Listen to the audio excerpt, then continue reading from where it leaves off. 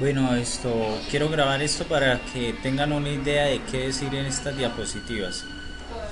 En esta diapositiva lo que ustedes tienen que hablar es todo lo referente que se acuerden del banco, qué se hizo, cuál es, cómo se hace el desalineamiento angular, cómo se hace el desalineamiento paralelo en las pruebas que se desean realizar, eh, qué cómo se llaman cada parte de las nuevas que se colocaron, dónde se colocaron, cómo se ensambló, o sea, todo lo que ustedes recuerden, contándolo como, como se realizaron las cosas. En la siguiente diapositiva, esta es una GIF animada. En esta apenas le den en presentación, esperan un momento y ella enseguida va a mostrar cómo se desplaza este deslizador, cómo se desplaza para generar el desalineamiento angular, y también muestra cómo se desplaza este desplazador y este desplazador para generar el desalineamiento paralelo. Estos valores de desplazamiento paralelo máximo es que se puede correr máximo estas dos guías o estos dos deslizadores 10 milímetros hacia cualquier lado, o sea, hacia allá la parte de atrás o hacia acá hacia la parte de adelante. El problema con este valor no es tanto que se pueda realizar como tal, sino, sino el que va a poner la resistencia a generar ese desplazamiento paralelo viene siendo el acople. ¿De qué tipo de acople tenemos? Entonces tenemos un acople tipo araña con un elemento flexible.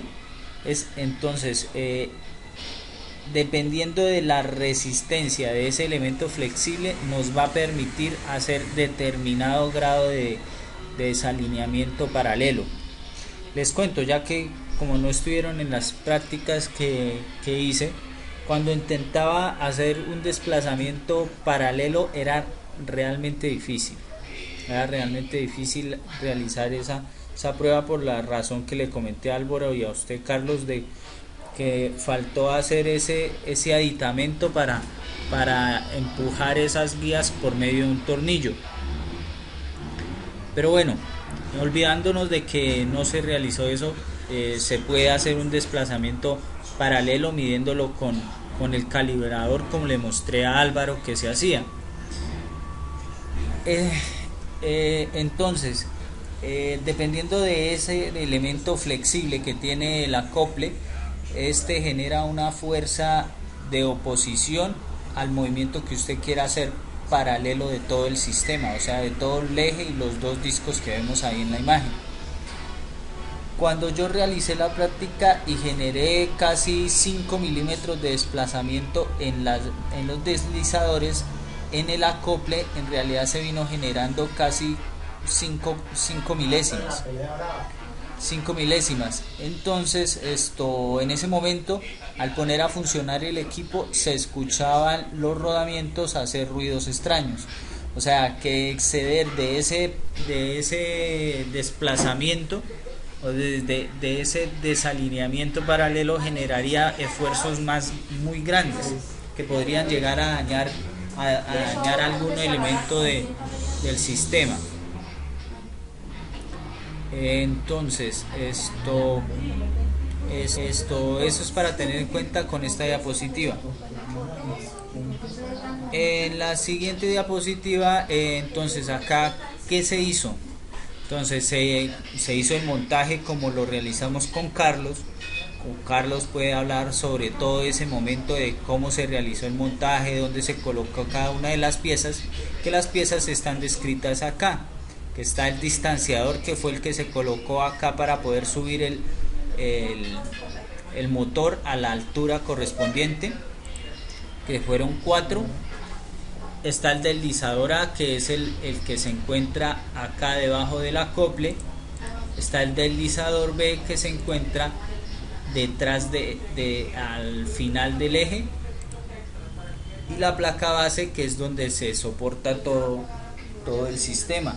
y esa placa base es la que se desliza, la que permite deslizar todo el sistema al mismo tiempo, solo soltando los pernos que sujetan los dos deslizadores.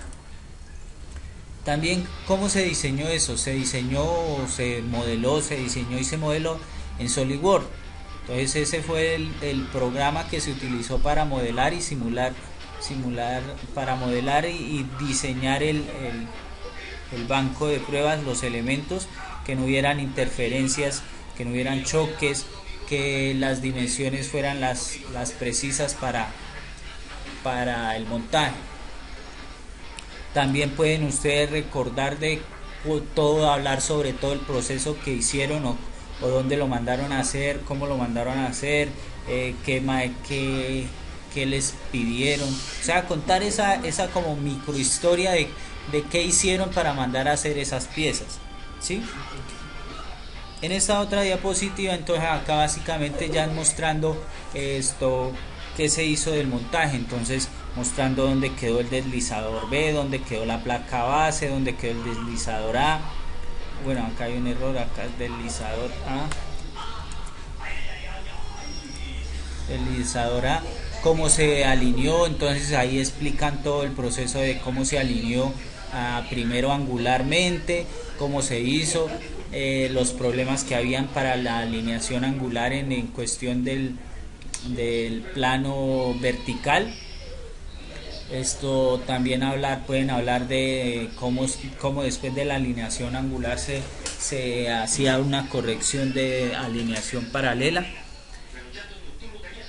Y ya, eso sería todo. Entonces también recordar que para el montaje correcto, digamos en la posición alineada y todo bien alineada, eso hubo la necesidad de corregir tolerancias por medio de galgas, las cuales se colocaron dependiendo de la desalineación que existía, para que de esta manera la posición 0 fuera completamente alineado.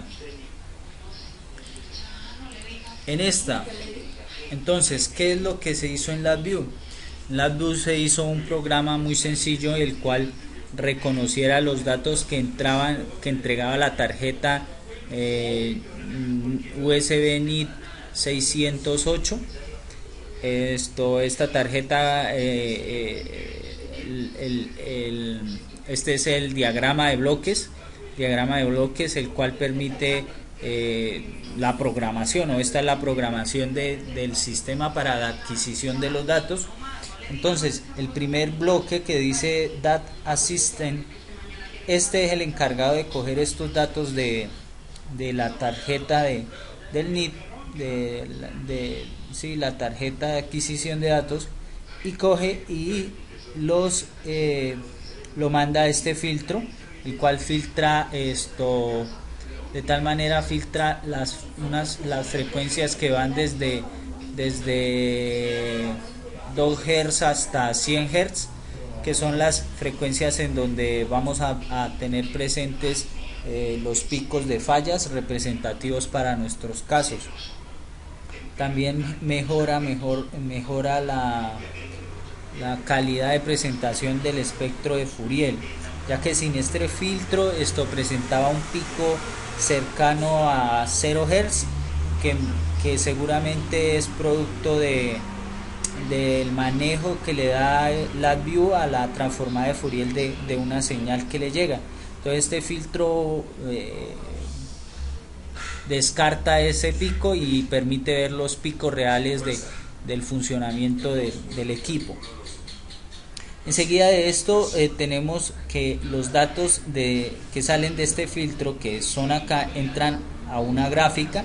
Esa gráfica nos muestra el oscilograma, que es básicamente la señal tal cual como llega en función del tiempo. Entonces nos muestra una gráfica en función del tiempo. También después de eso, esa misma señal entra a este bloque que se llama Spectral Measurement. Este Spectral esto lo que hace es coger esta señal y calcular la transformada de Fourier. esos datos de la transformada de Fourier automáticamente salen acá y se grafican en esta otra gráfica que se llama espectro. ¿Qué se hace con esta señal?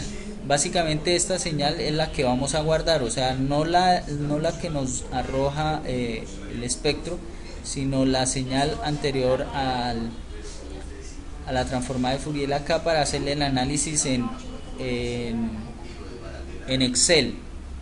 Entonces, este otro bloque que se llama Write to Measuring File, este bloque lo que hace es recibir la señal y con el botón que está acá verdecito que dice guardar, él guarda el tiempo que nosotros dejemos activado este botón, él lo guarda, y por cada segundo que demoremos con este botón activado, él genera un campo de datos como el que se ve acá al lado derecho, donde tiene unos serios de datos que representan el sistema, que es el encabezado, y los datos importantes son estas dos columnas.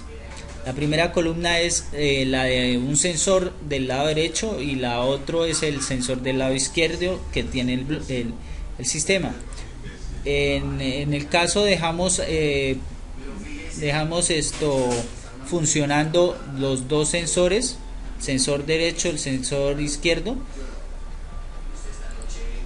Entonces cada una de estas columnas son los datos de cada uno de estos sensores.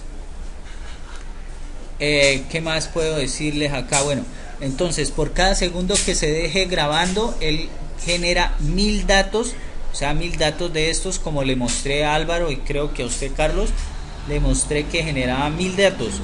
Pasaba ese segundo y volvía y colocaba otro encabezado como este abajo de estos datos en ese mismo archivo, y volvía y generaba otros 1000 datos.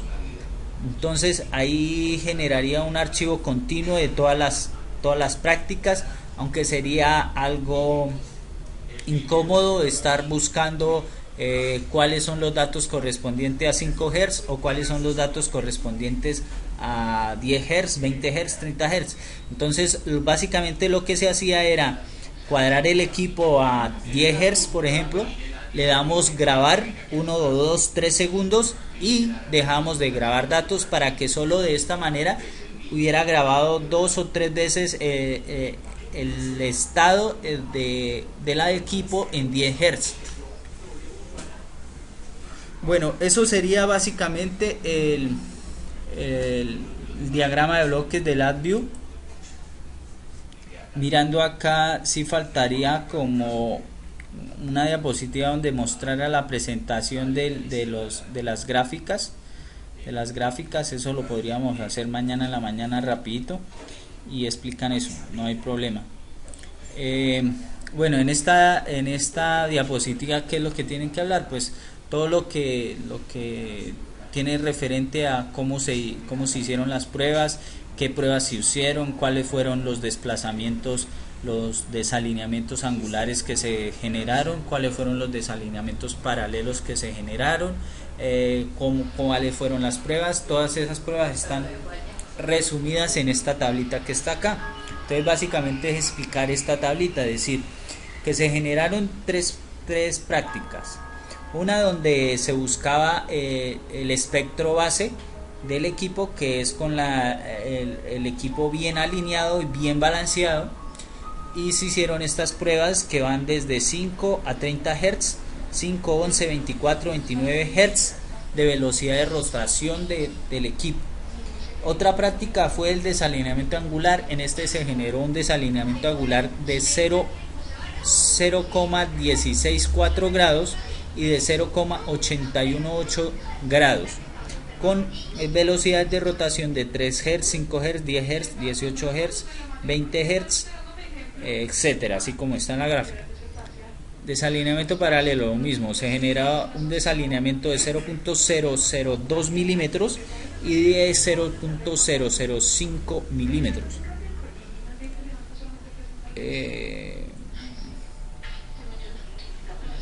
Bueno, listo.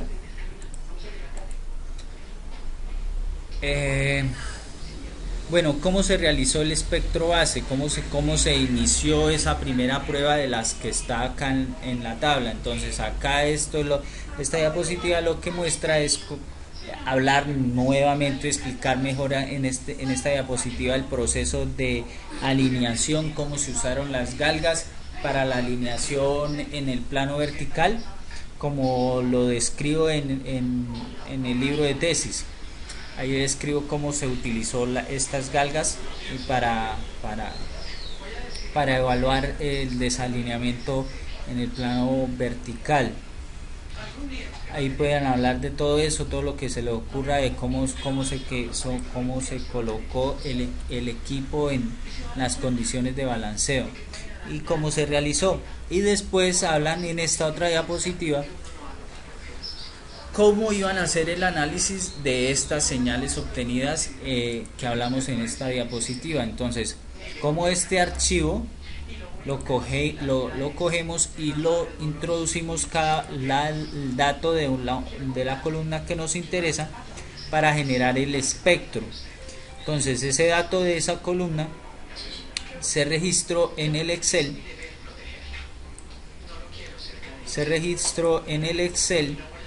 En la columna que se llama Y. X es el tiempo, los tiempos.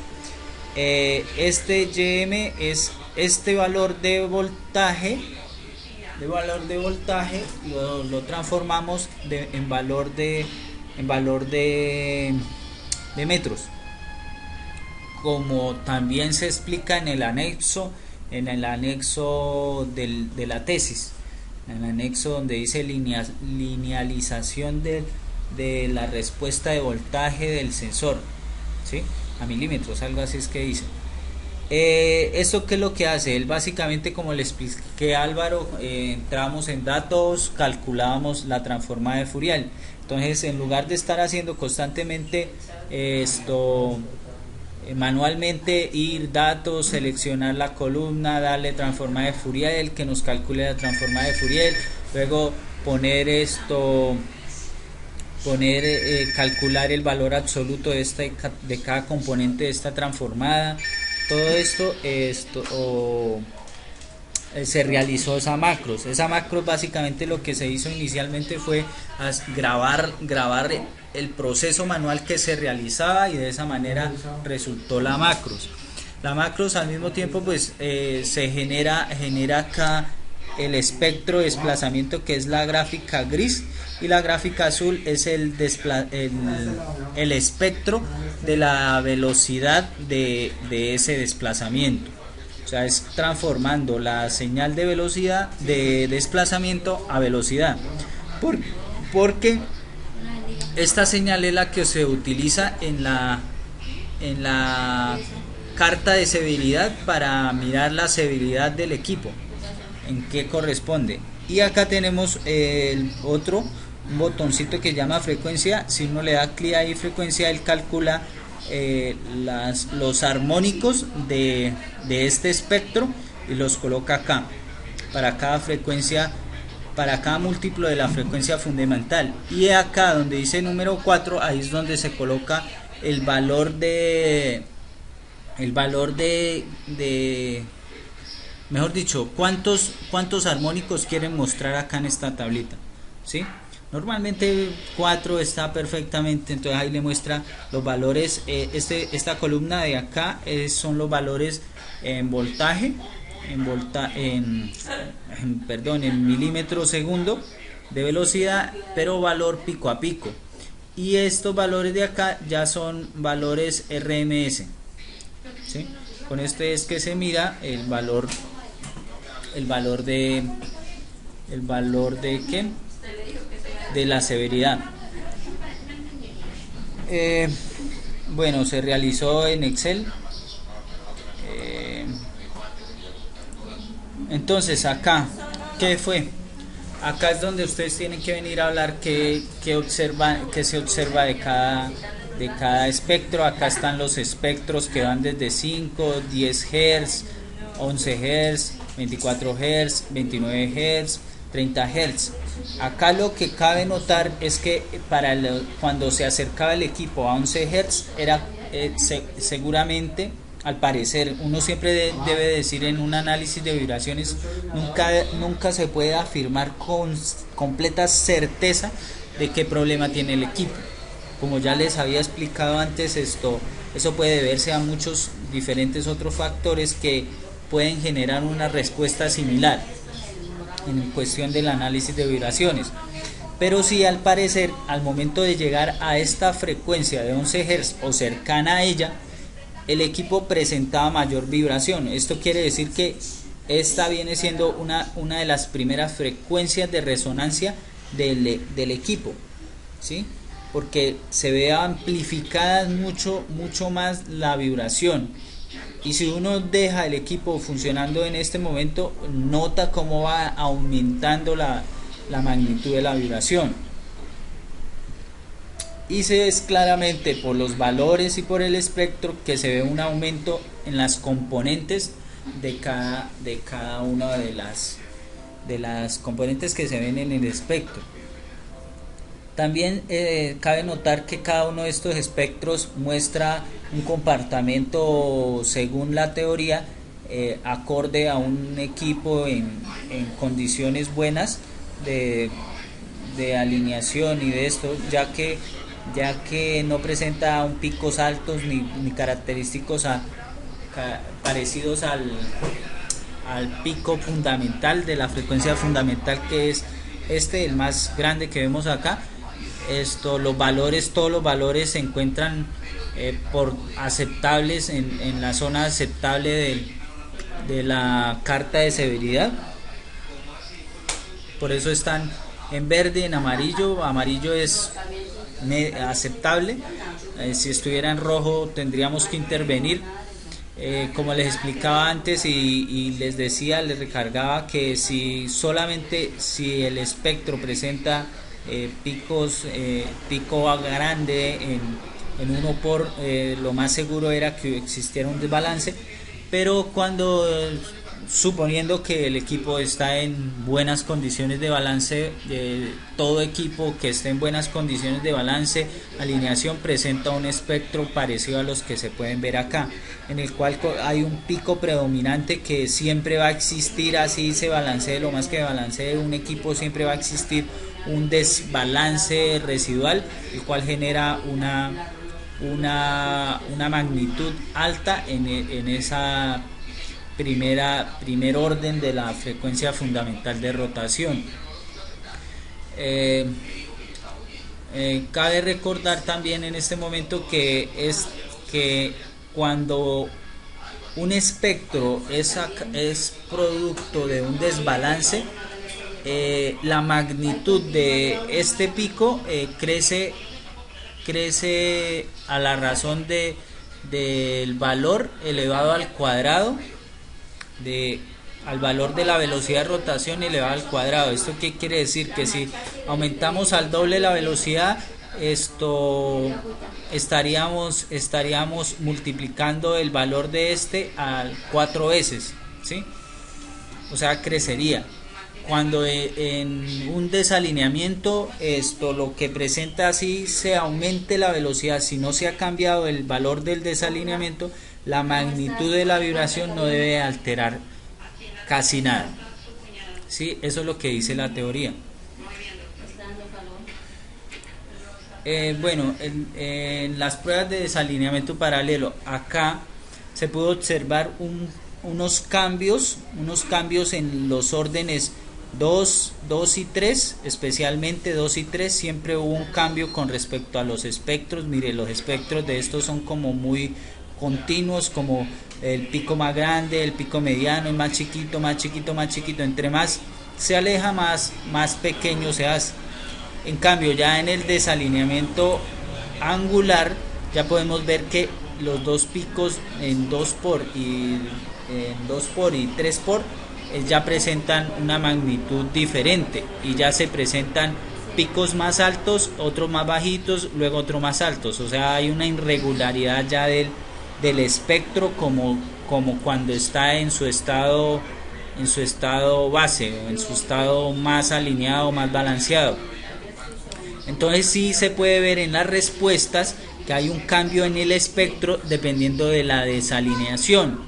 Las gráficas A son todas las gráficas que se hicieron, o todos los ensayos que se hicieron con un desalineamiento angular de 0.164, y las prácticas en B es en un desalineamiento de 0.818.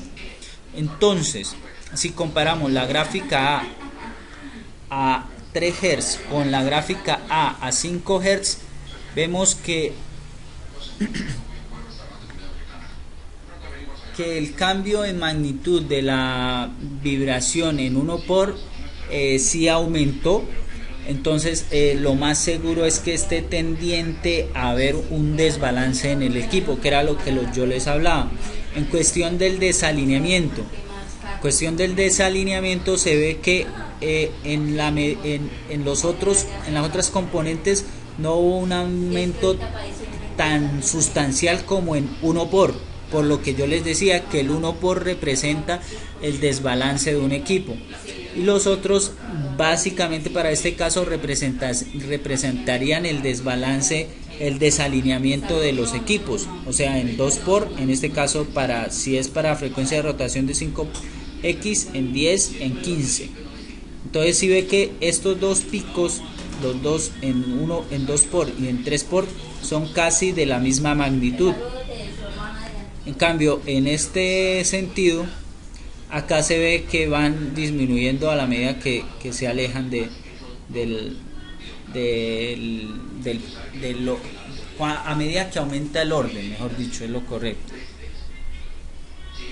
La gráfica B, con la gráfica B a 5 Hz, entonces vemos también el mismo comportamiento en cuestión de aumentar el orden 1, pero se ve un aumento significativo en los órdenes 2 y 3 también de la gráfica. O sea, hay un cambio sustancial comparándola con la de 5 Hz acá, que se ve muy como con un desarrollo muy simétrico, o muy simétrico no, muy como que el primero es el más grande, el segundo es el mediano, el tercero es más pequeño, el cuarto más pequeño, sí, así una tendencia a disminuir. En cambio, en este espectro ya se ve una irregularidad. Ya cuando entramos a ver el espectro de desalineamiento paralelo, entonces vemos otra, bueno, estos son lo mismo para las frecuencias de 10 Hz y 18 Hz y ¿sí? Acá desalineamiento paralelo, entonces las pruebas de desalineamiento paralelo, en estas vemos un aumento cercano a la frecuencia de resonancia, que es donde se pueden ver mejor los picos. Hay un aumento en el tercer orden.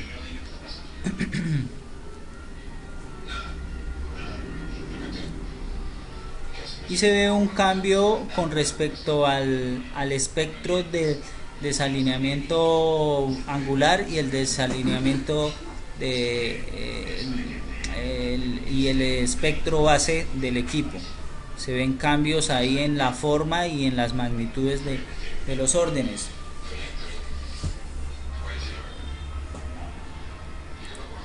Bueno, y acá hablar sobre todas estas conclusiones, leerlas, entenderlas bien, hablarlas, ¿sí? No es leerlas, es hablarlas.